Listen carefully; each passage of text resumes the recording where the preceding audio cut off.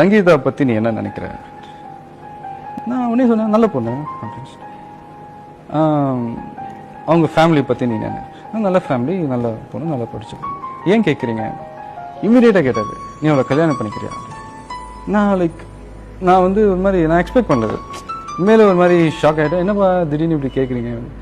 இல்லைடா, எனக்கும் உங்கள் அம்மாவுக்கும் எனக்கு சங்கீதாவை ரொம்ப பிடிச்சி போச்சு. லண்டன் போனோம். லண்டன் போகிறதுக்கு முன்னாடி எங்கள் அப்பா கேட்டார், இந்த மாதிரி அங்கே போகிறோம்,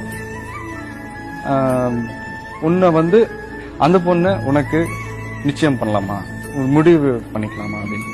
அதுக்கும் நான் ஒரே வார்த்தை சொன்னேன், உங்கள் இஷ்டம்ப்பா. ஸோ அதே மாதிரி லண்டன் போனோம். அவங்க ஃபேமிலியோட பேசி, சும்மா எங்கள் ஃபேமிலி அவங்க ஃபேமிலி சும்மா வீட்டோட ரொம்ப சிம்பிளாக நிச்சயதார்த்தம் பண்ணிட்டோம். அவ்வளோதான். சங்கீதாவை தான் நீ கல்யாணம் பண்ணிக்க போற அப்படின்னு முடிவானதுக்கப்புறம் இப்போ நான் சங்கீதாவை காதலிக்கிறேன்.